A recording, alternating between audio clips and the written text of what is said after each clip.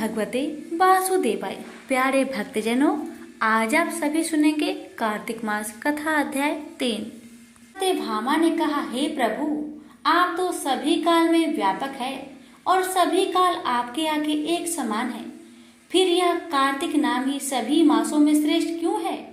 आप सब तिथियों में एकादशी और सभी मासों में कार्तिक मास को ही अपना प्रिय क्यों कहते हैं? इसका कारण बताइए। भगवान श्री कृष्ण ने कहा, हे भाविनी, तुमने बहुत अच्छा प्रश्न किया है। मैं तुम्हें इसका उत्तर देता हूँ, ध्यान पूर्वक सुनो। इसी प्रकार एक बार महाराज बेन के पुत्र राजा पृथु ने प्रश्न के उत्तर में देव ऋषि नारद से प्रश्न किया था और जिसका उत्तर देते हुए नारद जी ने उसे कार्तिक मास की महिमा बताते हुए कहा है, हे राजन, एक समय शंख नाम का एक राक्षस बहुत ही बलवान एवं अत्याचारी हो गया था। उसके अत्याचारों से तीनों लोकों में त्राही त्राही मच गई। उस शंखासुर ने स्वर्ग में निवास करने वाले देवताओं पर विजय प्राप्त कर इंद्र आदि देवताओं एवं लोकपालों के अधिकार को छीन लिया। उसमें भयभीत होकर समस्त देवता अपने परिवार के सदस्यों के साथ सुमेरु पर्वत की गुफाओं में बहुत दिनों तक छिपे रहे। तत्पश्चात वे निश्चित होकर सुमेरु पर्वत की गुफाओं में रहने लगे। उधर जब शंखासुर को इस बात का पता चला कि देवता आनंद पूर्वक सेमुरु पर्वत की गुफा में निवास कर रहे हैं, तो उसने सोचा कि ऐसा कोई दिव्य शक्ति अवश्य है जिसके प्रभाव से अधिकारहीन यह देवता अभी भी बलवान है। सोचते सोचते वह इस निर्णय पे पहुंचा कि वेद मंत्रों के बल के कारण ही देवता बलवान हो रहे हैं।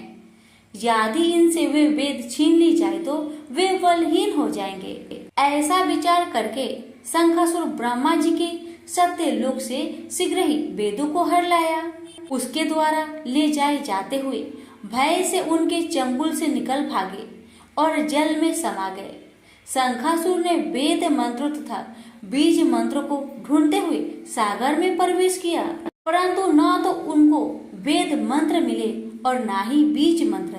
जब शंखासुर सागर से निराश होकर वापस लौटा तो उस समय ब्रह्मा जी पूजा की सामग्री लेकर सभी देवताओं के साथ भगवान विष्णु की शरण में पहुंचे और भगवान को गहरी निंदा से जगाने के लिए गाने बजाने लगे और धूप गंध आदि से बारंबार उनका पूजन करने लगे।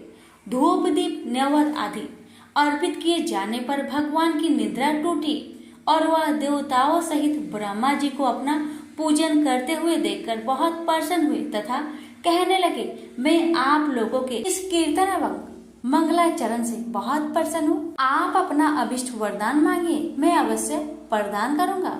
जो मनुष्य आश्विन शुक्ला की एकादशी से देवोत्थान एकादशी तक ब्रह्म मुहूर्त में उठकर मेरी पूजा करेंगे, उन्हें तुम्हारी ही भांति मेरे प्रसन्न होने के कारण सुख की प्राप्ति होगी।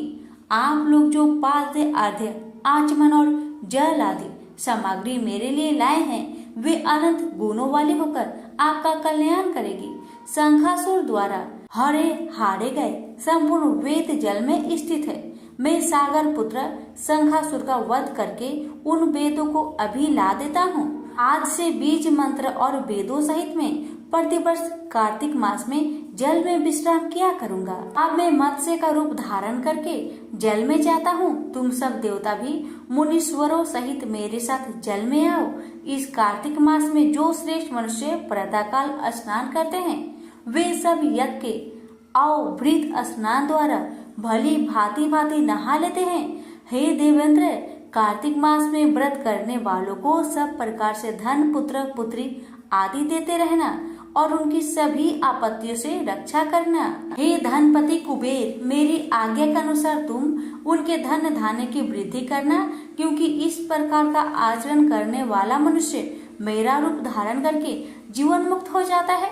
जो मनुष्य जन्म से लेकर मृत्यु पर्यंत विधि पूर्वक इस उत्तम व्रत को करता है, वह आप लोगों का भी पूजनीय है। कार्तिक शुक्ला पक्ष की एकादशी तिथि को तुम लोगों ने मुझे जगाया है, इसलिए यह तिथि मेरे लिए अत्यंत प्रतिदायिनी और माननीय है। हे देवताओं, यह दोनों व्रत नियम पूर्वक करने से मनुष्य मेरा सानिध्य प्राप्त कर लेते हैं। इन व्रतों को करने से जो फल मिलता है वह अन्य किसी व्रत से नहीं मिलता। अतः प्रत्येक मनुष्य को सुखी और निरोगी रहने के लिए कार्तिक महात्म्य और एकादशी की कथा सुनते हुए उपयुक्त नियमों का पालन करना चाहिए। प्रेम से बोलिए लक्ष्मी नारायण की जय। एक गांव में दो सेठानियां थी। एक के घर में बहुत धन था और वह दिल से कंजूस थी, और दूसरे के पास धन थोड़ा था मगर वह दिल से बहुत दयावान थी, बहुत दानी थी।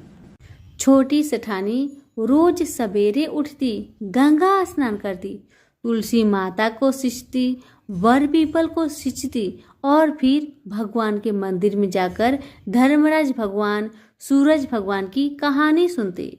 एक दिन भगवान के भोग लगाकर अतिथि को जिमाती है, गाय कुत्ता के लिए ग्रास निकालती है।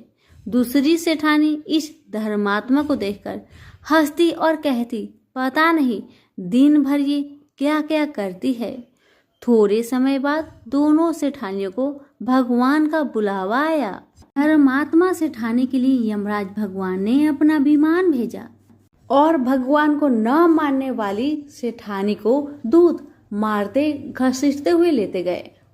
रास्ते में सेठानी दूत से बोली, मुझे भूख लगी है। दूत बोले, अगर तुमने कुछ दिया होगा तो तुम्हें भोजन मिलेगा। सेठानी तो कभी भी किसी को कुछ दिया ही नहीं था, इसीलिए उसे भोजन नहीं दिया गया। अब कुछ दूर आगे बढ़ने पर उसे प्यास लगी। वह फिर से दूत से कहने लगी, मुझे बहुत प्यास लगा है, थोड़ा पानी मिलेगा। दूत बोले, हाँ जरूर, अगर तुमने कभी किसी को पानी पिलाया होगा तभी तुम्हें पानी नसीब होगा। सेठानी ने कभी भी किसी को पानी नहीं पिलाया था, इसलिए उसे दूत पानी नहीं दिए। कुछ दूर आगे बढ़ने पर सेठानी को रास्ते में कांटे चुभने लगे, गर्मी पड़ने लगी, पर दूत तो उसे घसीटते ही ले जा रहे थे। अब सेठानी बहुत पछताने लगी कि मेरे पास सब कुछ था मगर मैंने कभी दान धर्म नहीं किया। इतने में यमराज भगवान का दरबार आया। तब सेठानी ने देखा कि धर्मात्मा सेठानी भगवान के पास सिंहासन पर बैठी थी। उधर दूसरी सेठानी को तपते हुए कुंड में डाल दिया गया। अब तो सेठानी यमराज भगवान से बोली, हे भगवान, मुझ पर दया करके आप मुझे 1.25 पहर का जीवन दान दीजिए, मैं वापस आकर दंड भोग लूंगी। यमराज भगवान तो बहुत दयालु है। उन्होंने सेठानी पर दया दिखाकर उसे 1 दिन का जीवन दान दे दिया। सेठानी के शरीर में प्राण संचार आते ही पंडितों को बुलाकर सेठानी ने धर्मराज जी की कथा सुनी, सब तरह से दान धर्म किया। इतने में समय पूरा हो गया। अब की बार धर्मराज भगवान ने सेठानी के लिए विमान भेजा। 1.25 पहर के दान धर्म से सेठानी को स्वर्ग मिला। धर्मराज भगवान ने जैसी कृपा सेठानी पर करी वैसी सब पर करना। कहानी कहने वाले, सुनने वाले और हुक्कारे भरने वालों पर, सभी पर अपनी कृपा सदा बनाए रखना। तो प्रेम से बोलिए धर्मराज भगवान की जय। कि किसी गांव में एक गरीब जाट और जाटनी रहते थे।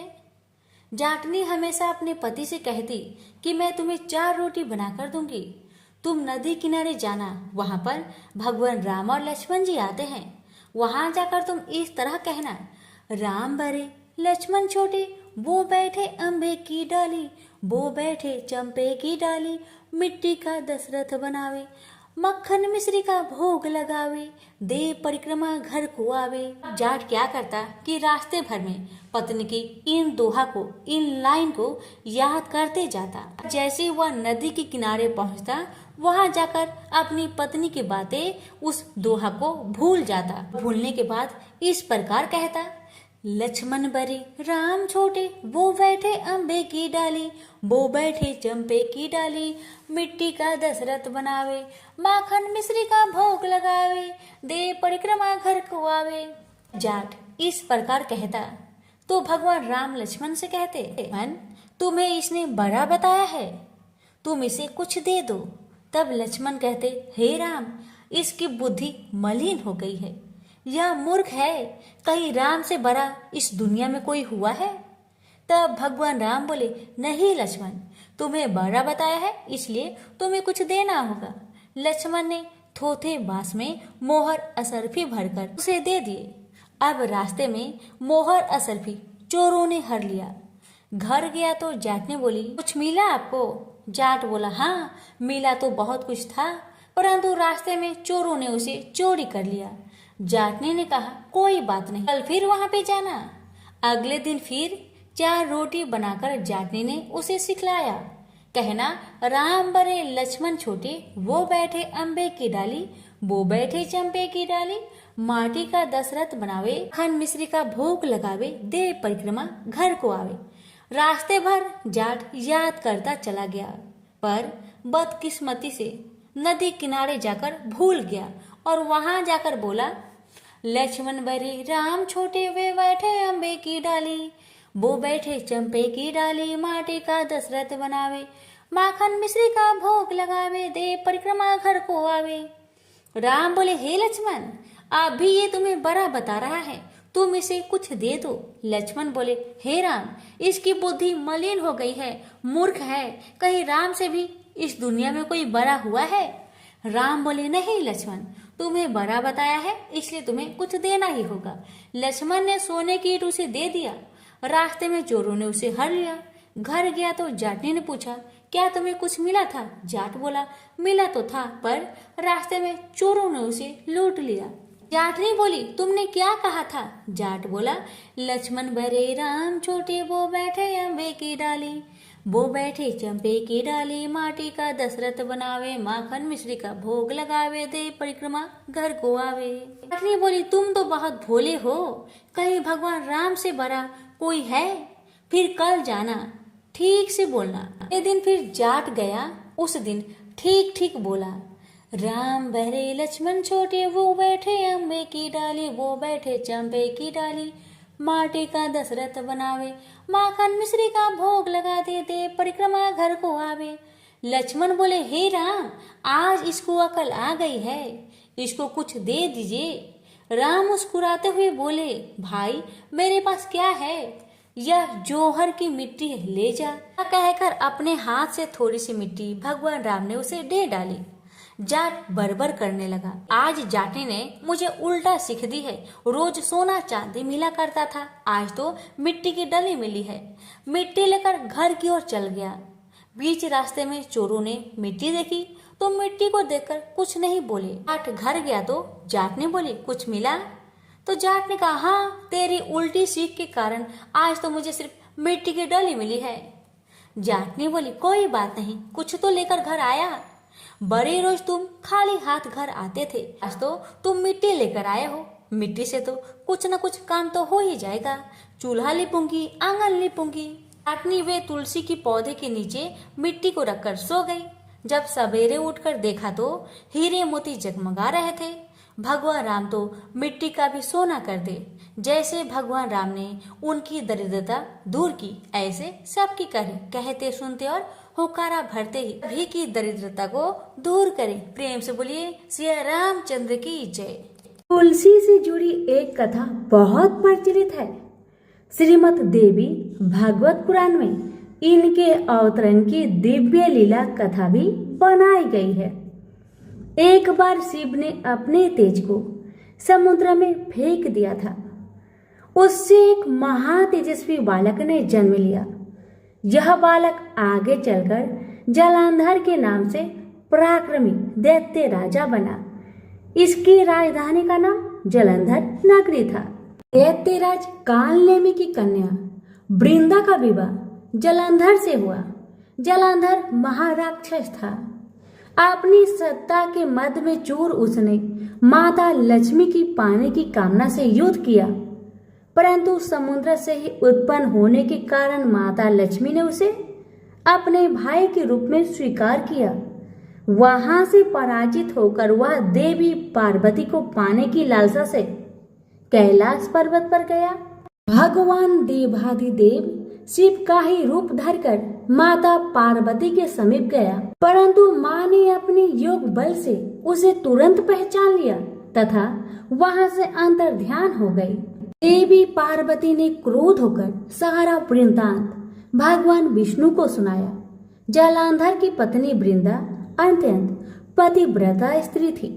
उसी के पतिव्रत धर्म की शक्ति से जालंधर न तो मारा जाता था और न ही पराजित होता था। इसलिए जालंधर का नाश करने के लिए वृंदा के पतिव्रत धर्म को भंग करना बहुत जरूरी था। इसी कारण भगवान विष्णु ऋषि का भेष धारण करके वन में जा पहुंचे, जहां वृंदा अकेली भ्रमण कर रही थी। भगवान के साथ दो मायावी राक्षस भी थे, जिन्हें देखकर वृंदा भयभीत हो गई। ऋषि ने वृंदा के सामने पल में दोनों को भस्म कर दिया। उनकी शक्ति देखकर वृंदा ने कैलाश पर्वत पर महादेव के साथ युद्ध कर रहे अपने पति जालंधर के बारे में पूछा। ऋषि ने अपने माया जाल से दो बानर प्रकट किए। एक बानर के हाथ में जालंधर का सिर था तथा दूसरे के हाथ में धड़। अपने पति की यह दशा देखकर वृंदा मूर्छित होकर गिर पड़ी। होश में आने पर उन्होंने ऋषि रूपी भगवान से विनती की कि वह उसके पति को जीवित करे। भगवान ने अपनी माया से पुनः जालंधर का सिर धड़ से जोड़ दिया, परंतु स्वयं भी वह उसी शरीर में प्रवेश कर गए। वृंदा को इस छल का जरा भी आभास न हुआ। जालंधर बने भगवान के साथ वृंदा पतिव्रता का व्यवहार करने लगी, जिससे उसका अस्तित्व भंग हो गया। ऐसा होते ही वृंदा का पति जालंधर युद्ध में हार गया। इसी सारी लीला का जब वृंदा को पता चला तो उसने क्रोध होकर भगवान विष्णु को शीला होने का श्राप दे दिया तथा स्वयं सती हो गई। जहाँ वृंदा भस्म हुई वहां तुलसी का पौधा उगा। भगवान विष्णु ने वृंदा से कहा, हे वृंदा, तुम अपने अस्तित्व के कारण मुझे लक्ष्मी से भी अधिक प्रिय हो गई हो। अब तुम तुलसी के रूप में सदा मेरे साथ रहोगी। जो मनुष्य भी मेरे शालिग्राम रूप के साथ तुलसी का विवाह करेगा उसे इस लोक और परलोक में विपुल यश प्राप्त होगा। जिस घर में तुलसी होती है वहां यम के दूत भी असमय नहीं जा सकते। गंगा व नर्मदा के जल में स्नान तथा तुलसी का पूजन बराबर माना जाता है। चाहे मनुष्य कितना भी पापी क्यों न हो, मृत्यु के समय जिसके प्राण मंजरी रहित तुलसी और गंगा जल मुख में रखकर निकल जाते हैं, वह पापों से मुक्त होकर बैकुंठ धाम को प्राप्त होता है। जो मनुष्य तुलसी व आंवलों की छाया में अपने पितरों का श्राद्ध करता है, उसके पितर मोक्ष को प्राप्त हो जाते हैं। उसी दैत्य जालंधर की यह भूमि जालंधर नाम से विख्यात है। सती वृंदा का मंदिर मोहल्ला कोट किशनचंद में स्थित है। कहते हैं इस स्थान पर एक प्राचीन गुफा थी जो सीधी हरिद्वार तक जाती थी। सच्चे मन से 40 दिन तक सती वृंदा देवी के मंदिर में पूजा करने से सभी मनोरथ पूर्ण होते हैं। तो प्रेम से बोलिए तुलसी मैया की जय। अर्जुन ने पूछा, हे जनार्दन, यदि आपके तप से कर्म बुद्धि से श्रेष्ठ है तो केशव मुझे इस घोर कर्म में क्यों लगाते हो? मिले हुए वचनों से आप मेरी बुद्धि को भ्रम में डाल रहे हैं। निश्चय करके मुझे बतलाइए जिससे मैं कल्याण को प्राप्त हो। श्री कृष्ण जी बोले, हे निष्पाप अर्जुन, मैं पहले समझा चुका हूँ कि इस लोक में 2 प्रकार की निष्ठा कही गई है। एक तो सांख्य वाले का ध्यान योग, दूसरा योगियों का कर्म योग। कर्मों को पालन न करने से ही कोई निष्कर्म नहीं कहलाता और कर्मों को त्याग करके संन्यास ग्रहण करने से ही किसी को सिद्धि नहीं मिलती। मनुष्य क्षण भर भी कर्म किए बिना नहीं रह सकता। प्रकृति के गुण ही सब मनुष्य को कुछ न कुछ कर्म करने में लगाते हैं। अज्ञानी कर्म निंदियों को रोककर आत्मा चिंतन करने के बहाने विषय की चिंता करता है, वह पाखंडी मिथ्याचारी कहलाता है।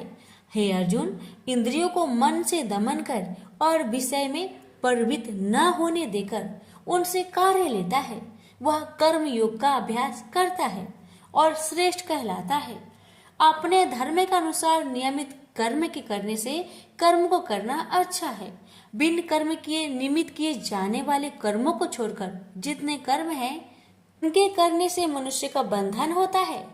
अतः तुम फल की इच्छा त्याग कर यज्ञ करने के लिए कर्म करो। सृष्टि के आरंभ काल में ब्रह्मा जी ने यज्ञ सहित प्रजा को उत्पन्न कर प्रजा से कहा था, यज्ञ आदि कर्म करके वृद्धि को प्राप्त होंगे, यही कर्म तुम्हारे निमित्त कामधेनु होवेंगे। इस यज्ञ से तुम देवताओं को संतुष्ट करते रहो और देवता भी तुमको संतुष्ट करेंगे। इस प्रकार परस्पर वर्ताव करते हुए तुम और देवता कल्याण को प्राप्त होगे। यज्ञ आदि कर्मों से प्रसन्न होकर देवता तुमको इच्छित सुख की सामग्रियां देंगे, परंतु उनके लिए हुए दान को जो बिना उनका भोग लगाए ग्रहण करता है वह चोर है। पंच महायज्ञ करके जो शेष बचा हुआ भोग ग्रहण करते हैं वे पापों से मुक्त हो जाते हैं, और जो अपने निमित्त ही अन्न पकाते हैं वे पापी मनुष्य पाप को ही भक्षण करते हैं। अन्न से ही प्राणियों की उत्पत्ति होती है। अन्न मेघ से उत्पन्न होता है, मेघ यज्ञ द्वारा बरसता है, और यज्ञ की उत्पत्ति कर्म से होती है। कर्म की उत्पत्ति ब्रह्म से हुई है और ब्रह्म अक्षर परमात्मा से। इस कारण सदा पदार्थों में रहने वाला जो ब्रह्म है वह सब योगों में प्रस्तुत है। हे पार्थ, इस प्रकार चलाए हुए आसक्त अज्ञानियों की बुद्धि में ज्ञान भेदभाव उत्पन्न न करे, परंतु आप स्वयं कर्म करता हुआ उसमें भी प्रसन्नता पूर्वक कर्म करावे। अर्जुन, सब कर्म प्रकृति के गुणों करके ही उत्पन्न होते हैं, परंतु जिनकी बुद्धि अहंकार से भ्रष्ट है ऐसे मूर्ख लोग समझते हैं कि हम करता है, परंतु जो गुण और कर्म के विभाग का सच्चा तत्व जानता है वह ज्ञानी पुरुष यह समझकर इसमें आसक्त नहीं होता कि गुण का यह खेल आपस में हो रहा है। प्रकृति के गुणों को भूले हुए मनुष्य गुण और कर्मों से आसक्त होते हैं। उन अल्पज्ञ मधो के ज्ञानी पुरुष कर्म मार्ग से चलायमान ना करें। हे अर्जुन, अध्यात्मक बुद्धि से तुम सब कर्मों को मुझ पे अर्पण करके कर्म फलों की आशा ममता को छोड़कर संग्राम करो। जो पुरुष श्रद्धा पूर्वक मेरे वचनों पर दृष्टि दोष ना करके मेरे इस मत के अनुसार आचरण करते हैं वे लोग कर्म बंधन से निश्चय मुक्त हो जाते हैं, और जो अज्ञानी मेरे इस मत पर दोष दृष्टि करते हुए इसको ग्रहण नहीं करते वे संपूर्ण ज्ञान से रहित है। उनको नष्ट हुआ जानो। अपना कठिन धर्म भी दूसरे के सहज धर्म से हितकर होता है। धर्म में मरना भी कल्याणकारक है, परंतु अन्य धर्म भयानक है। अर्जुन ने कहा, हे विष्णु नंदन श्री कृष्ण, पुरुष को पाप करने की इच्छा न होते हुए भी उसे कौन बलात् पाप के मार्ग में प्रवृत्त कराता है। कृष्ण भगवान बोले, हे अर्जुन, रजोगुण से उत्पन्न होने वाला काम व क्रोध मनुष्य को पाप मार्ग में ले जाता है। ऐसा करके उत्पन्न इच्छा कभी तृप्त नहीं होती। ये महापापी और घोर शत्रु हैं। जैसे धुआं से अग्नि, धूल से तर्पण और झिल्ली से गर्भ का बालक ढका हुआ है, उसी प्रकार विषय की इच्छा से आत्मज्ञान ढका हुआ है। हे कुंती पुत्र, इस शत्रु काम को मार के ज्ञानियों का ज्ञान आच्छादित हुआ है और सदा अग्नि की तरह तृप्त नहीं होता। इंद्रिया, मन और बुद्धि इस काम के आश्रय स्थान है। इनके सहारे इस स्वेच्छा ज्ञान को आच्छादित करके जीवन को मोहित कर लेती है। अतएव तुम सर्वप्रथम इंद्रियों को बस में करके ज्ञान और विज्ञान को नष्ट करने वाले इस पापी काम को अवश्य ही जीतो। कहते हैं कि इंद्रिया सबसे प्रबल है और इंद्रिया से भी प्रबल मन है। इस प्रकार जो बुद्धि से परे हैं उस आत्मा को जानकर निश्चयात्मक बुद्धि द्वारा मन को निश्चल करे। हे महाबाहो, तुम दुर्धर शत्रु को जीत लो। तुमसे बोलिए श्री कृष्ण भगवान की जय। श्री नारायण जी बोले, हे लक्ष्मी, एक क्षुद्र महामूर्ख अकेला ही वन में रहता था। बड़े अनर्थों से उसने बहुत सा द्रव इकट्ठा किया। किसी कारण से वह सब द्रव जाता रहा। अब वह क्षुद्र बहुत चिंतित रहने लगा। किसी से पूछता कि ऐसा उपाय बताओ जिससे पृथ्वी में गरा हुआ धन मुझे मिले। इसे पूछता, कोई अंजन बताओ जिसे लगाने से पृथ्वी में गरा हुआ धन दिखे। तब किसी ने कहा, मांस मदिरा खाया पिया कर। तब वह खोटा कर्म करने लगा, चोरी करने लगा। एक दिन धन की लालसा कर चोरी करने गया, मार्ग में चोरों ने मार दिया। तदंतर उसने प्रेत की योनि पाई। उस प्रेत योनि में उसे बड़ा दुख हुआ। एक बट वृक्ष पर रात दिन चिल्लाया करता कि कोई ऐसा है तो इस अधम देह से छुड़ाए। कुछ समय बाद क्षुद्र की स्त्री से पुत्र जन्मा। जब उसका पुत्र बड़ा हुआ तो एक दिन अपनी माता से उसने पूछा, मेरा पिता क्या व्यापार करता था और उसका देहांत किस प्रकार हुआ। तब उसकी माता ने कहा, हे बेटा, तेरे पिता के पास बहुत द्रव था, वह सब व्यर्थ ही जाता रहा। वह धन के चले जाने से बहुत चिंतित रहने लगे। एक दिन धन की लालसा में चोरी करने गया, परंतु मार्ग में उसे चोरों ने मार डाला। तब बेटे ने कहा, हे माता, उसकी गति कराई थी। माता ने कहा, नहीं कराई। बेटे ने कहा, हे माँ, उसकी गति करानी चाहिए। माँ ने कहा, अच्छी बात है। तब वह पंडितों से पूछने गया और जाकर प्रार्थना की, हे स्वामी, मेरा पिता एक दिशा में जाकर मृत्यु को प्राप्त हुआ, अतः उसका उद्धार किस तरह होगा। पंडितों ने कहा, तू गया जी जाकर उनकी गति कर, तब पितरों का उद्धार होगा। यह सुन उसने माता की आज्ञा लेकर गया जी को गमन किया। प्रयागराज दर्शन स्नान करके आगे को चला। रास्ते में एक वृक्ष के नीचे बैठ गया। वहां उसको बड़ा भय प्राप्त हुआ।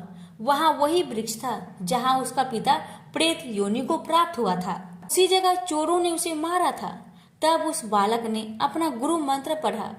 उसका एक नियम था, वह एक अध्याय श्री गीता जी का भी नित्य पाठ किया करता था। एक दिन उसकी पिता ने प्रेत की योनि में सुना तो सुनते ही उसकी प्रेत योनि टूट गई और देवदेही पाई।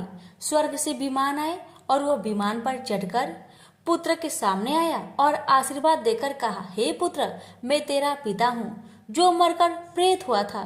तेरे गीता पाठ करने से मेरी देवदेही हुई है। अब मेरा उद्धार हुआ है और तेरी कृपा से मैं स्वर्ग को जाता हूँ।